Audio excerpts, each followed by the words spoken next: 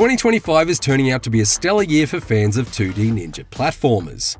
The 16-bit blood sprites have barely dried on Ninja Gaiden Ragebound's Katana, and now Sega's iconic Shinobi series has emerged from a 14-year stay in the shadows to fling a fistful of kunai straight into your adrenal glands.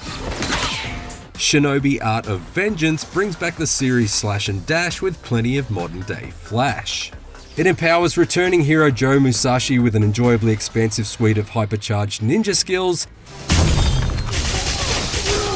and presents it all in a gorgeous hand-drawn art style, making for an adventure that's occasionally hard on the reflexes but always easy on the eye.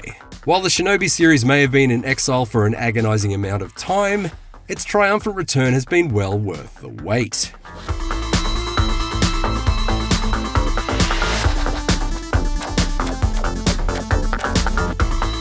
Art of Vengeance's setup seems to have spilled straight off the circuit board of an 80s arcade machine. Led by the maniacal Lord Ruse, the nefarious paramilitary organization ENE Corp has achieved world domination by force, and the responsibility of toppling it falls squarely on the crisp, linen-covered shoulders of Joe Musashi. Musashi had resigned himself to the simple life, mentoring young ninja students in obscurity like some sort of Obi-Wan Shinobi. Well, your students can't become ninjas without you.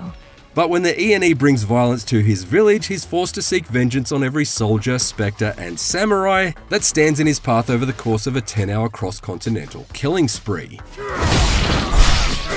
It's simple stuff for sure, but it's really all the motivation I needed to turn the ENE forces into a series of slash-test dummies, and I was perfectly happy for Musashi to let his blade do the talking. Quite literally, in fact, as he only ever grunts during conversation cutscenes, which brings some welcome bursts of comic relief in between each sprawling showdown. With your village taken care of, there's nothing left in my way. Except for you. Its plot may be true to the uncomplicated action movie era the series was born out of, but its looks are strikingly modern. Much like developer Lizard Cube's Streets of Rage 4 before it, Art of Vengeance's characters and environments have that painstakingly drawn by hand style to them that produces consistently phenomenal results. From hulking container ships that loom in the backdrop of the fish market stage, right down to the reflections in puddles that whip past Musashi's unceasingly determined sprint, it turns out that vengeance isn't the only art that this latest Shinobi has set out to nail. There are clear contrasts between each setting too that make them uniquely captivating to explore. From the lush bamboo forest of the opening level, through to the disgustingly gloopy explorable innards of a kaiju that seem like something straight out of a Rick and Morty episode. Hey, gonorrhea! How's this for a burning sensation? No two of Art of Vengeance's 14 levels are structured the same either. One stage hustles the chaos along the carriage rooftops of a speeding train. Another has you stalking across the skyline of Neo City in all directions in an effort to find and rescue hostages. Oh, thank you so much! While another still takes you deep into a labyrinth of dark corridors in a secret ENE base, where Metroid-like mutants suddenly lunge at you through the shattered glass of their stasis tanks to keep you on your toes. There's also plenty of variety within each level, like the mountain stage that shifts from a lava-lined steelworks area to a breathless rock slide descending into a chasm. While the occasional switch puzzle or chase sequence is repeated here and there are enough fresh objectives to complete and unique environments to explore that the journey remains as sharp as a shuriken from start to finish. There's even a bonus stage that reimagines the surfing level from Shinobi 3, which is a welcome throwback to that brief period in the early 90s when there was no concept cooler to kids than a ninja on a surfboard. Hey, sir!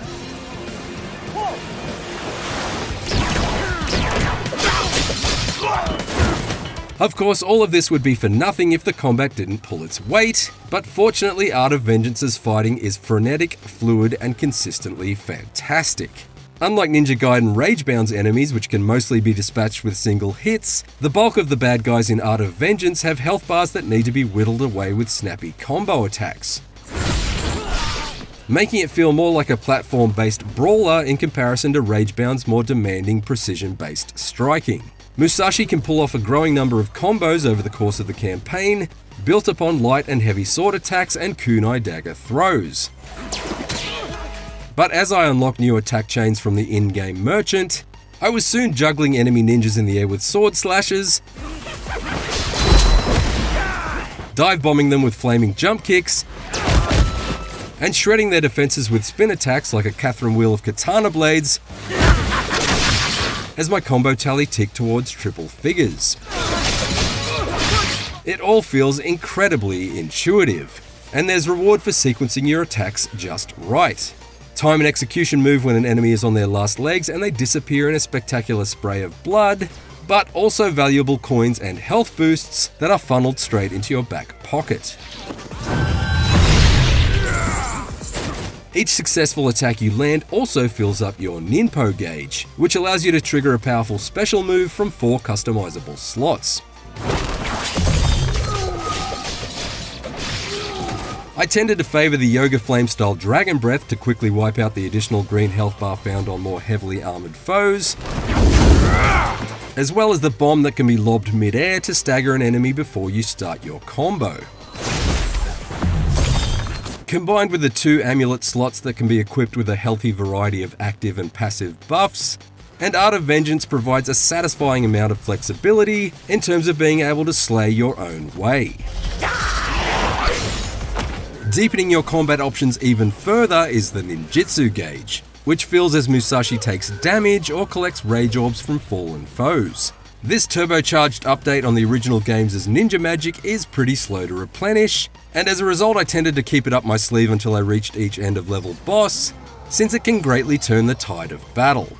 Either offensively, like dealing health bar halving damage with flaming dragon blasts, or defensively, such as bringing a flatlining Musashi back from the brink with a revitalizing wave of water.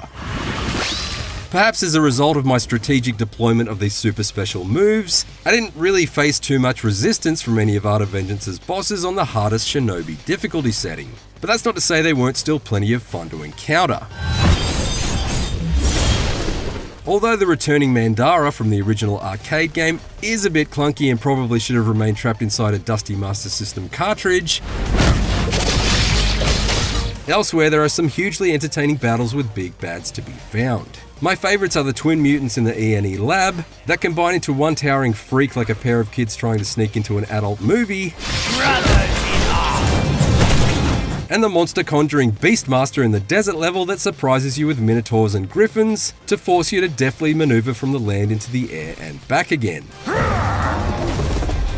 The majority of these boss battles bring each stage to a climactic close, and typically reward you with another ability-enhancing trinket to further tweak Musashi's skill set with.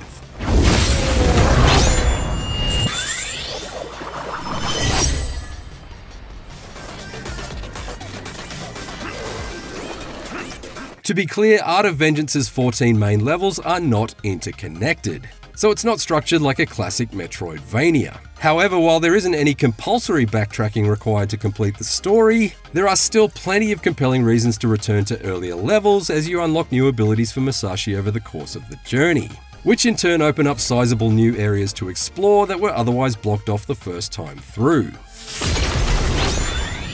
A charged up punch for shattering yokai barriers, ninja claws to scale walls and overheads, a glider to take advantage of updrafts, and even a grappling hook aren't just crucial for reaching the story's conclusion, but also for sniffing out all the secrets in each stage. Even though I've rolled credits on the campaign, I'm still steadily working my way towards 100% completion of each level and having an absolute blast doing it.